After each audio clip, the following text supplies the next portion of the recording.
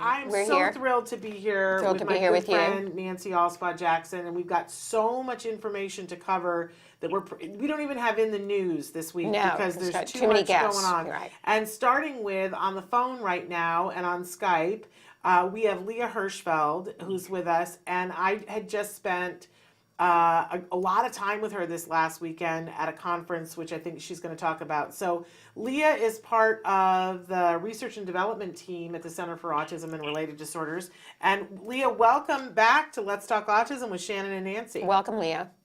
Thank you so much. I'm really excited to be here. We're thrilled that you're here too, and I think we've got the Skype picture of you that they're going to put up here in just a second. But in the there you There are. she is. It's so good to see you again. I feel like I just saw you, and I'm seeing you again. So You did. You saw me like 48 hours ago. I know, and this is a regular segment that we have added to the show, you guys, where so often Nancy and I have been trying to cover news stories about research, and we are just, we're not equipped. We're novices. We don't know it. And we're slaughtering words and stuff, so we decided to have somebody from research and development join us at least once a month. So Leah is here today, and tell us what we're going to be talking about today, because I love this topic. Okay, yes, absolutely. I'm going to trip over my words because I'm so excited to talk about it. But before I do, let me also throw a plug at Shannon, who says she's not an expert. But she was one of the invited speakers at the conference I'm going to talk about that we had in San Francisco last weekend. And her talk was incredible. If you haven't heard Shannon speak officially, I know you're all listening to this radio show, but it was amazing. She got a standing ovation, and she's a really incredible speaker, so it was super moving to see her at the conference and have her speak. So though she humbles, but she was really incredible. So what I wanted to talk about is that we had this conference over the weekend in San Francisco. It was the ABAI conference, which is the Association for Behavior Analysis International. And one of the things that opened the conference was a poster session. So a poster session, it was 2 hours long. And it's going to be a time when researchers and usually master's students or doctoral students who are working on a thesis will come and present a poster or a giant piece of paper that will have their methods and their objectives and the research that they've been working on, usually for anywhere from 1 to 3 years. So one of the big takeaways for me was that at this poster session, there was 130 posters. This conference was by no means the largest conference. It had 700 participants, which is a small to medium conference, but there were 130 posters of folks who were just trying to get their information about autism out and the research they've been doing. So that was really exciting. And there were 4 big takeaways, at least for me, as I was walking through the poster session. One was getting dads involved, and also getting them to answer research questions. And we'll come back to all of these, but I'll list them off first. So the first one was fathers of individuals diagnosed with autism. The second was that there was a lot of information going around about the best practices of teaching children with autism. The third was about working with therapists working with therapists who work with individuals with autism, and making sure that we had the best outcomes coming out of that group. And the fourth one, which was really exciting to me because it's something that the R&D team has talked about, but it's exciting to see the whole field kind of talk about it too, is encouraging better outcomes with parents. So again, that whole concept that it takes a village, and that we're not just looking at the individuals with autism, but also everyone who's potentially affected when that diagnosis gets announced. So the first one was fathers.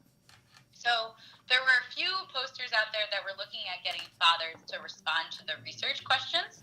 One individual actually got some fathers to respond. I think he had 250 responses to a survey from fathers of individuals diagnosed with autism.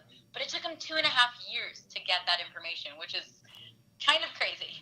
And then there was another woman who was also trying to get fathers of individuals diagnosed with autism to respond to her questions of research. She couldn't do it. She only got moms, and her next step is to try again and get more fathers. But so if you're a female parent who has a male partner, please encourage them to participate in the research. There's indication that potentially that the research is that dads are coping differently and have different reactions when their children are announced to have this diagnosis, and throughout the whole process. So the next one also was about best practices of teaching children with autism. No surprise that at an ABA conference this was there, but the exciting thing to me was the range of information. So there were talks or posters about kids telling jokes to make sure that they understand jokes that their peers are telling, but also so that they can tell their peers jokes. There were posters about community safety signs, so things like stop signs. And then there were lots of posters about teaching nouns and verbs and things like that. So if you're a parent and there's anything that you might think might be too small for us to be researching, or no one is thinking about it, I bet you someone is. That's my takeaway from this poster session. There were so many different talks about so many things. The next one was about the outcomes of therapists, so making sure we're having positive outcomes there. That is to really ensure we're getting the best bang for our buck, right? The one-on-one is happening mostly with therapists, so we want to make sure that those outcomes are great, that those kids are enjoying working with the therapists are enjoying working with kids, the parents are enjoying working with both. So there was talks about making sure that you're having quality data from that group, which is super important because that data is the data that we then use as a BCBA to make sure that we are doing correct programming, that those skills are not just happening at the center, but also happening at home, etc. There were talks about mindfulness with therapists, so making sure that using mindfulness as a tool to potentially encourage better outcomes when you first meet a kiddo, because the better rapport you have, the more they're going to like you, the more they're going to want to do your lessons with you. And the last theme was parents. This was really cool to me and really exciting because it's easy to see how we could only get caught in looking at autism, or only get caught in looking at how the autism affects the individuals diagnosed with it, or genetic, whatever it is. But that's not what was happening at this poster session, and not even during the conference. Shannon's talk was about parents. But also, so was the first opening talk, was about how to encourage appropriate word choices when talking to parents. So as an ABA provider, words like extinction might be something that we use typically, and we know what it means, and we think it's normal. And then what actually happens is when we say it, there is a negative reaction to it because it sounds kind of dark, right? Like extinction, like dinosaurs are dying. So making sure that we're using the right words to really get the right connection from parents, and making sure we're getting their buy-in.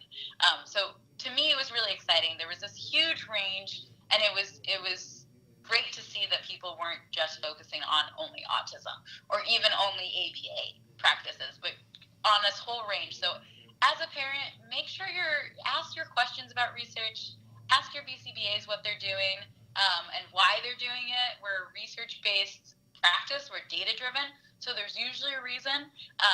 And get dads involved. Make sure everyone's kind of communicating and on the same page. So thank you so much for letting me go on my spiel. I was really excited about this conference, and I hope that's helpful. If there's anyone who wants to talk more about in depth what posters were, more of the posters, I only got to touch on a few of them, or more about the talks. There were a number of really excellent talks, including Shannon's.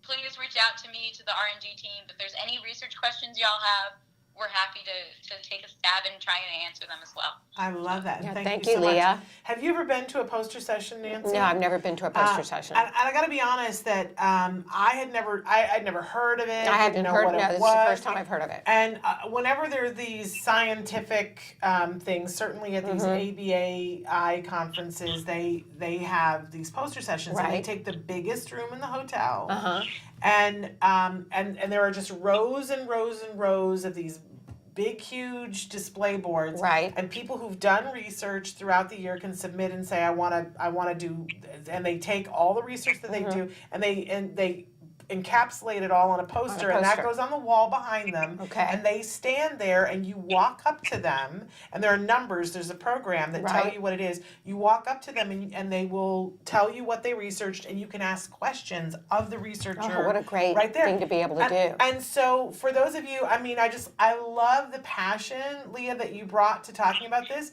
If you kind of want to see some of it, we did go downstairs. I brought the Autism Live equipment. And for a half an hour on Friday night, I went live from the poster session and went up to a couple of people. I actually have the guy who did the research that Leah was talking about with the dad and the stress. Right. I went up to him and he did a lovely, and there were about 4 others that I got to go up and talk to.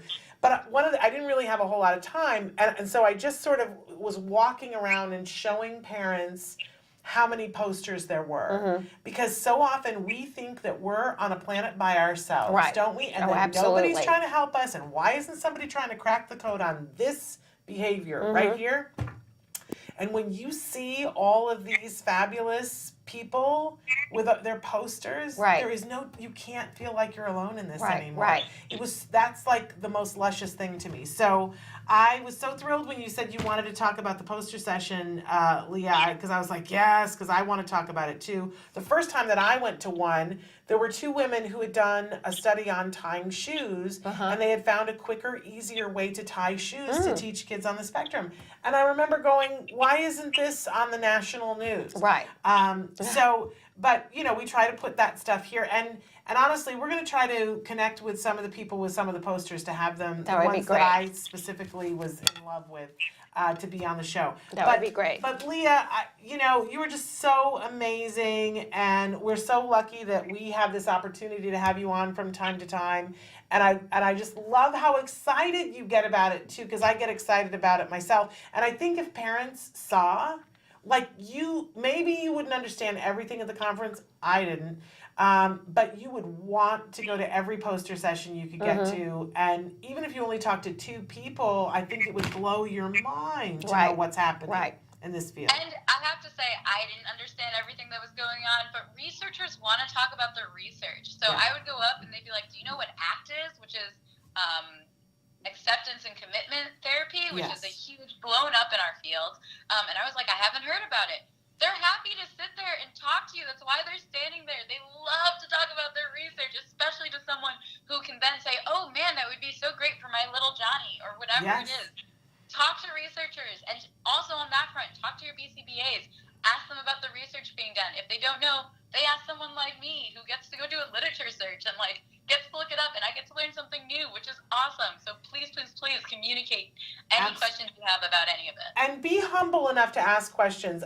You'll see if you go on Facebook and watch the half hour that I ran around like a crazy person around the paper session. The first person I went up to, not the first person, like the third person, I said, so tell me about your research. Right. And she said a bunch of stuff, and I said, okay, does that mean X, X, X, X? And she said, no, that's not what it means. It means, and then she reworded it, and I said, oh, okay, does it mean this? And I regurgitated back what I thought I heard, and she went, no. And so on the third time she said it, and I said, oh, you mean it's this, this, and this? And she said, yes. So you finally got it. And we had this moment, and I said, well, that's important. But be humble enough to say, so is what you're saying this? And because I thought, and I think it was good for her, too, that she was like, oh, clearly I'm not making it clear enough. Right. And she would take it down, and that's good practice for them, too. So thank you. Well, I love your enthusiasm, and thank you so much for all the work that you did this weekend. You were just a light there this weekend, and we really appreciated it, and I appreciated it. And thanks for being with us. Thank you, Leah. Thank you so much. Thanks, Good to have you. I appreciate it. Take care. Bye-bye. So next up on our wild cavalcade of fabulous people today, we have the founder of Extraordinary Ventures. Yes, Lori Ireland is going to be with us, along with Paige Morrow-Falk, the CEO of Exceptional Ventures, which is we've talked about them many times on the show before. We have in the past talked about them, a pioneering nonprofit based in Chapel Hill, North Carolina. And they operate some self-sustaining businesses for kids, adults on the spectrum. So we're going to... Yes, and they have a new one since the last time we talked to them. So I'm excited to talk about their new business that they have going. So we're going to take a little break. We're going to take a break. Right. And we'll be back. And we're back. And as promised, we have 2 new guests for you. We have Lori Ireland, who was the founder of Exceptional Ventures, and Paige Morrow Falk, who is the Chief Executive Officer of Extraordinary, not Exceptional, Extraordinary Ventures, excuse me. We've talked about this nonprofit in the past. It's a pioneering nonprofit based in Chapel Hill, North Carolina, and they operate a portfolio of self-sustaining small businesses with the mission to create employment opportunities for adults with autism and other developmental disabilities. Welcome to the show, ladies. Thank you. Appreciate you having us. It's a thrill to have you guys with us. And Lori, you've been on the show in many different ways. We for a lot of time we were doing a show here, a sister show called The Future is Bright with Autism Society of America, and it's a thrill to have you back on just the regular show.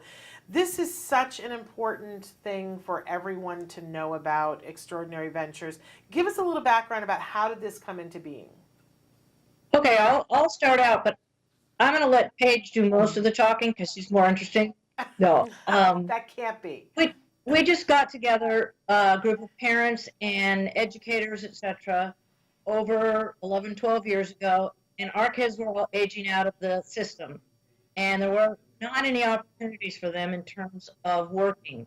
And in our particular state, we do not have widespread sheltered workshops or day programs. So basically, you are going to turn 22 and have nothing. So we decided we wanted to get something going where our people could fit in and be employed, and it had to be self-sustaining because we don't accept any government funding, no federal dollars, no state dollars. To not be disingenuous, many of our people bring their job coach with them that is funded through the waiver program, but that's their waiver program. We receive none of that. We are not a medical facility, so we never ask anybody's diagnosis. Paige worked there, I could work there, you could work there, anybody can apply there. All the businesses are run for profit. All the employees are paid at least minimum wage. So this is very, very different than a sheltered workshop. People are paid at least minimum wage or better. This is real jobs. So if our people didn't do them, somebody else in the community would do them. Everyone is as integrated as possible for them. And again, clock in, clock out, they show up on time. It's a real job. So run a portfolio of businesses. We are about 85% self-sustaining. The other 15% comes from annual funds. We hope to someday be 100% self-sustaining, but every time we get there, we open another business so we can employ more people. And we employ 60 individuals. And again, they might be neurotypical or they might not. But by word of mouth, I suppose many are not. Again, nothing like a placement. Nobody gets placed there by the government. We don't get subsidized by the government to take them there. We go out and bid for businesses. The business model is based on goods and services that require quality, necessarily efficiency. And for instance, in our laundry business, we have a big waiting list. And people don't even know when they sign up for it that many of the people have a developmental disability. They just know known to do the best laundry.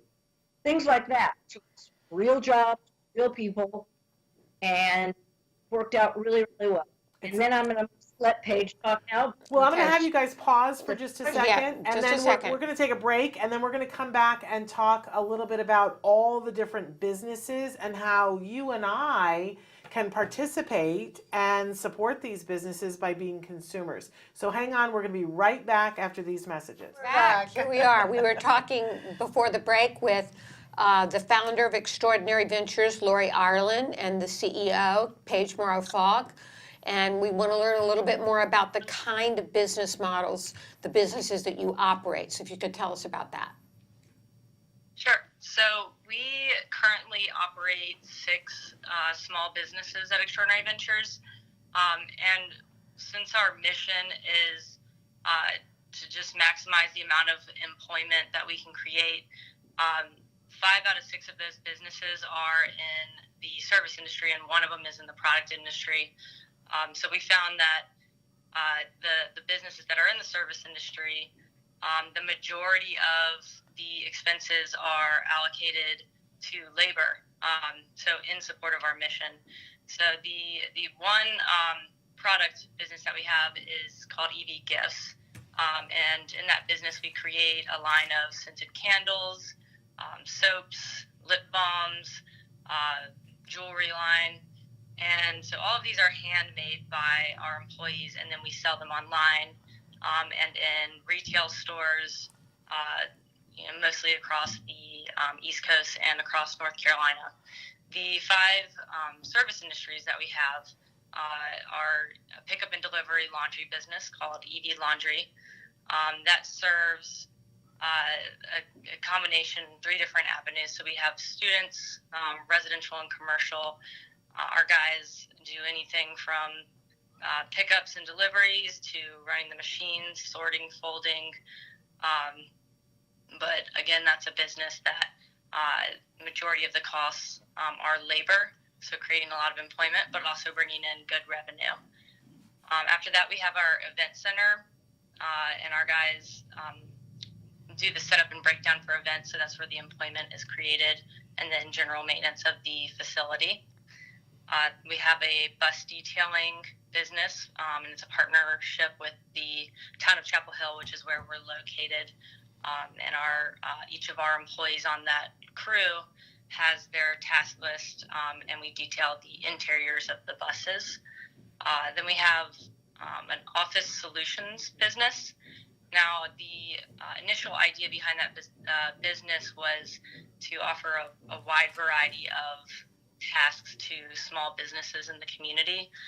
So I think one of the first things people think of is shredding and services of that sort.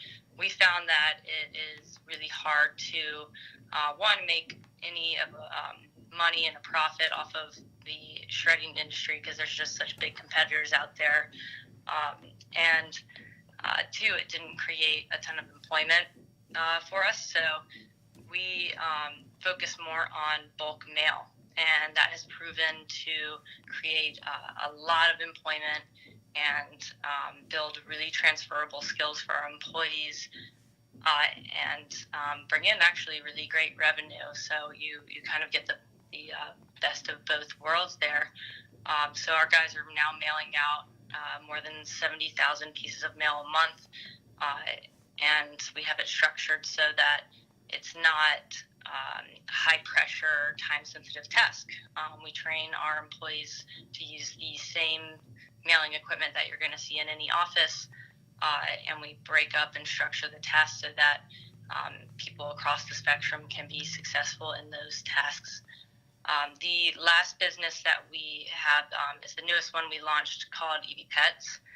Pretty self-explanatory, but it's a dog walking business, and our employees come, get all of their uniform and everything that they need, their supplies, at Extraordinary Adventures at the headquarters, and then go off-site to the houses and walk dogs, cat sit, and it'll probably kind of expand into additional services, kind of a concierge service of sorts. And how do you measure success with these businesses? Sure. So we have 2 conflicting goals that we're always balancing.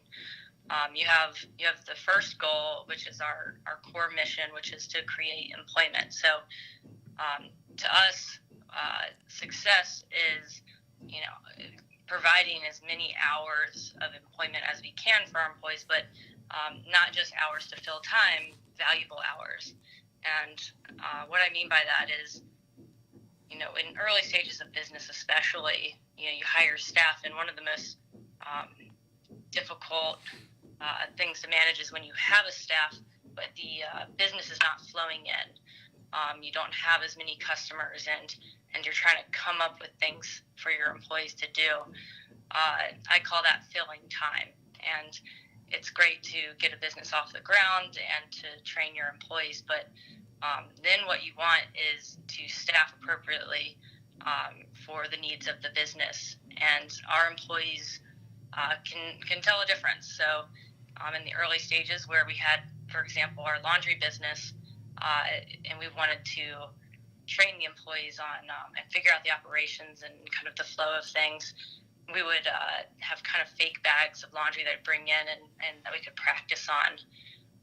Well, one of our managers that was running the business at the time caught a big break with marketing and sales, and it felt like overnight we brought in 75 customers. So all of us were down there folding laundry and trying to keep up with the workload, and our employees loved it. They said, we can tell this is real now. And, we weren't fooling anybody. So, hours of Okay, employment is big. let me just step in here. I come from a business background, and most employment in the United States is small businesses. It is great when big companies have programs for people on the spectrum, etc. But if you get real about it, most people in the United States work for small businesses, and that's what we are. When you look at a business model for a small business, normally what you'd be doing is solving for profit. We solve for hours of employment, and Paige has a job balancing those things. Yeah. So when I talked about these two conflicting goals, like our number one goal is creating employment, but we're also trying to generate a profit and increase revenue. And to us, that's the key to sustainability. We can keep creating jobs, but those jobs are not going to last if the organization is not sustainable and profitable. And in other companies, they're trying to make the most revenue while creating or having the least amount of expenses, and a big one of those is labor. So how few employees can you use to produce the same product or service? For us, we're looking for those businesses that are going to generate the most employment, and we might not be quite as efficient in some areas as some of our competitors, but we're still looking to make a profit, and that profit margin might come from other places within the business. But at the end of the day, we want these jobs to be long-term and stand the test of time. And in order to do that, we can't depend on things like government funding that kind of comes and goes. And, while we really value, our annual fund supporters, our goal is to take the organization from being 85 to 90% sustainable off of our business revenues to 100%, because then we know the control is then in our hands. Right. A question we get asked a lot when we're speaking, again, in front of different groups like this, or say governmental groups and all that, is what is your success rate at placing people? And that means you don't get it. If that's the question, that means you don't get it, because these are actual jobs. Some people do move on and do other things. People are promoted within Extraordinary Ventures, but our goal is not, okay, at the end of 6 months, now this person is going to go work for IBM. Right. Ours is, we're going to have a business, this person has a job. That's right. And amen to that. So when we're totally out of time, but here are the two questions I want to end on. If we want to be a consumer, because we want to support, because we recognize that this is important and we want to be a customer, where's the best place for us to go to get information about how to do that? Because if I want to buy a gift here on the East Coast, you're on the East Coast, we're on the West Coast, I want to buy a gift.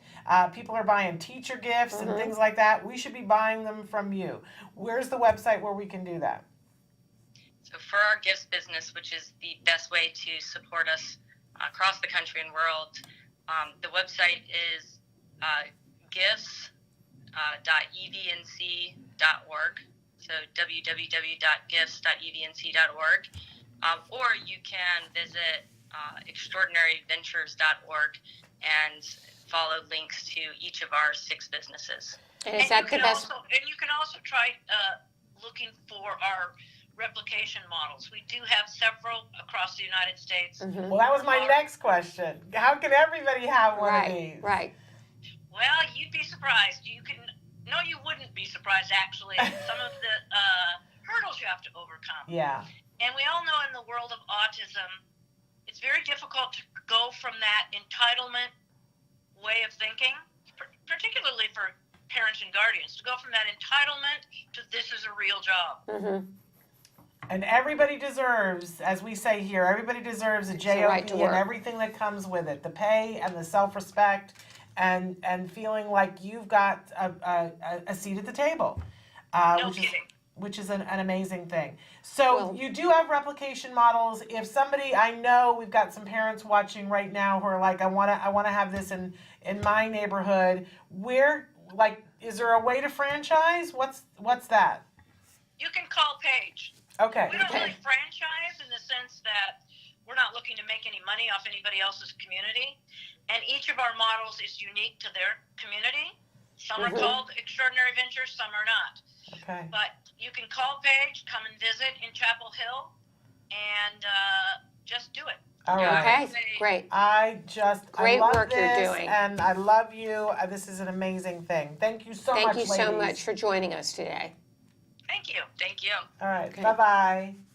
Bye. Just absolutely love that. Yeah. And have for years, but always. What a great like model. my face hurts Yeah. talking to them because it just I love this great model. Okay, we've got to take a quick break and come 'Cause we- back with our next guest. Yes, so excited to talk with her. She's going to be live with us in the studio. Susan Berkowitz. Yes, and she's a speech and language pathologist Yes, and talking she's gonna talk in about particular about our kids who are AAC, nonverbal. right. So how much do we love that? We'll be right back after these. Yes, We so have in the Susan studio, Berkowitz which in the is such a studio, treat. yes. Speech and language pathologist Susan Berkowitz. And Susan, you have so many credits here, it would take me the next 20 minutes to go through them all. But you've been at SLP for more than 40 years, and you've concentrated predominantly on AAC. Tell us what AAC is, for those that don't know. AAC stands for Alternative Augmentative Communication. And so for people who need an alternative to speech because they can't speak or don't speak, or for people who need their speech augmented because they are either not intelligible enough or they don't have enough language to meet all of their communication needs. And so we look at everything, the full gamut from body language, facial expression, signs, which is where I started with AAC in the 70s, before there were pictures. Any other mode that can enhance the person's ability to communicate Okay. and make them an effective And communicator. you've also written a book called Make the Connection, which is a Yes. practical guide to parents and practitioners who are teaching the nonverbal child to communicate. Yes. So, In my 40 some odd years as a speech pathologist working with kids who have minimal communication skills or who communicate in ways that we would probably not prefer them to, I have heard sort of two different sides. One, constantly parents just frustrated and unhappy and crying and not getting the information they need. And I think in schools we tend to forget about the parents. We're the educational setting. And so when I do trainings in school districts, I always say, you've got to invite the parents. You've got to invite the parents. Otherwise, there's no place for the parents to get this information. right. The other side of the coin is speech pathologists who don't all get background in augmentative communication. It's not a required course in grad school. Many grad school programs don't have somebody to teach it. And so the speech therapists aren't getting the information either. And so my working title originally was Parents and Professionals as Partners. I wanted both sides to be on the same page, to be working with the same goals in mind, with the same information, and a step-by-step, here's the roadmap. You do this, and then this, and then this, and then this. Speech therapists don't want another textbook. They don't have time to read another textbook. Right. They don't want to wade through it and try and figure out what the heck they're supposed to take out of it. And parents, of course, aren't looking at texts for speech pathology. They want information. They want it distilled. They want it easy. They don't want to have to go to 50 sites on Google to find what they're looking for. And so this was my attempt to get that information into the hands of everybody who needs it. Right, because you say a lot of our schools are failing our kids who are nonverbal. They are. And it's not deliberate for the most part, I'll say. It's just that they don't know what to do. Yeah. And so Which is horrifying. It is. In 2019, when the information is there, it's It horrifying really that is. a place of education hasn't taken the time to be educated about this very important part of our population. It's infuriating, but it's wonderful that there are people like you where the connection can be made. So talk to us a little bit about what do you think the thing is that's holding parents back and away from, we see a lot of parents who, as soon as somebody says to them, we want to do an assistive device to help your child to be able to speak, there's a lot of pushback from parents. What do you think is causing that, and how do you get around that? Well, there are a couple of things in play. One is that parents are afraid their child will become dependent on a communication device, and they want them to talk. Yeah. Every parent wants their child to talk, and unfortunately, that's just not always in the cards. Or maybe it's down the road, but in the meantime, the child needs a way to communicate, so he's not banging his head against the wall or Exactly. banging our head against the wall. Right. So, so we want there to be some way for them to be able to communicate. And in fact, anecdotally, we saw this for years, and finally, there's been research to bear this out, that if a child has potential to speak, teaching them to use augmentative communication consistently will always increase their speech. So it's the opposite of what parents Yes, think. it's absolutely the opposite. Then we get parents and teachers and school personnel who say, well, wait, we're still working on speech. And the problem is that when they're still working on somebody's speech at 8 or 9 or 10, they're not getting the language that they need, they're not being able to communicate, and we've got bigger problems. Either they withdraw or they act out. Yeah. Because that's the only way they have to communicate. Right. Now, you said there are 3 top ways you can better communicate with your child, the 3 top tips for getting AAC going. What are those? Okay, so the first is the use of what we call aided language stimulation or aided input. It's basically modeling, and we know that our kids learn through modeling. And so we need to think about picture-based communication as a foreign language, which is basically is. Kids learn to talk by listening to us talk. They learn English because we're talking English. In France, they learn French. Kids who are using pictures to communicate haven't had any of those models of people using that language to communicate. So that's the biggest thing, is modeling and doing it consistently. All the time, I say. Then I get that deer in the headlights look from people, and I say, nope, you're going to start with one activity. Make it easy. One thing you're comfortable with that motivates the child. Find your keywords to model and start there. And when you're comfortable, throw in another activity. So modeling is the number one step. Okay. The second step is engaging. Your kid needs to be motivated. They're not motivated by things like, find, see, find, pop. No, that doesn't get it. We need real, genuine communication. The child has to want to communicate. They don't want to be tested. They don't want to talk about necessarily what we want to talk about all the time. So find things that are engaging to them. And I don't care if that means you're going to spend the next hour lining up cars in a row. So be it. Engage with him. And then third is use of what we call core words. Core words are the words that are used the most in a language. They are fairly universal. They are they are verbs, pronouns, adjectives, words that are reusable in many contexts, as opposed to nouns or labels, which we think is perfect to teach kids first because they're concrete and they're easy to learn and it will teach them to say what they want. But unfortunately, nouns don't carry the meaning in language.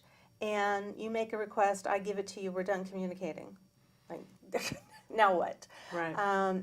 In terms of all the different functions or purposes for communication, requesting is kind of a dead end. Whereas commenting and describing and those other functions of language are so much more useful socially, personally, academically, all the way around. Do you feel like a lot of speech and language pathologists miss that point? Yeah. We have a lot of parents who will write in and say that their kids were taught labels. Yeah. That that's what they were taught, and they will say, you know, how come we never got to conversation? And you know, our kids went through the CARD program, so they were taught manding, which is learning the labels and requesting those things. But then our kids were taught in the ABA world, they call it the interverbals, which is what leads to the conversation. And when I talk to parents about, you know, talk to your speech and language pathologist, a lot of them come back and say they have no idea what I'm talking about. No, they don't. That's and again, frustrating. it is frustrating. I sort of see two sides to it. I can defend speech pathologists and tell you that it's not part of most graduate programs. And these are They good don't- people. yeah. These are good people who know a great deal Deal. about a lot of stuff, Right. like, you know, making the sound and where in the mouth do you make the sound Yeah. and getting the sound production out. I don't want to, there are Oh, some no, great they're speech fabulous. and language pathologists, but for this component of it, Yeah. it's missing. They can't teach what they don't know, what Yeah. they haven't learned. And so part of that is the fault of the graduate programs. And a lot of us have been lobbying ASHA for the last number of years to make AAC a required course. Not happening yet. On the other hand, the part of me that doesn't have a lot of sympathy for some of these people is you have to get your continuing education units every year. Yeah. I see frequently, and not all the time by any means, but frequently, I will see people take safe courses.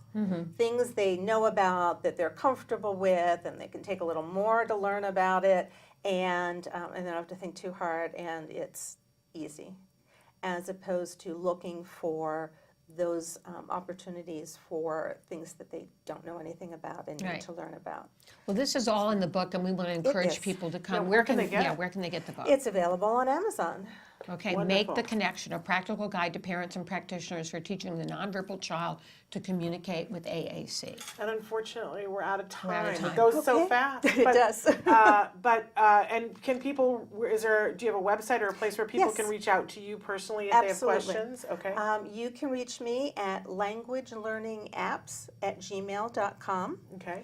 And the book has its own website, which is maketheconnectionbook.com. Okay, great. And I believe there's a contact me form on there as well. Okay, fantastic. Right, Great. Susan, thank you for joining us Thank today. you. Very interesting And thank information. you for all your work with all of our kids. Thanks. And unfortunately, we We're pretty out of much time. have to sign off. Yes. We're well past time and we have to get out the door. But I will be back here tomorrow with another live show. We got a great cavalcade of guests, including Bonnie Yates will be with us. So Okay. make sure that you tune in tomorrow. Until then, give your kiddos a hug from me. And yourselves a hug from me. Bye-bye. Bye-bye for now.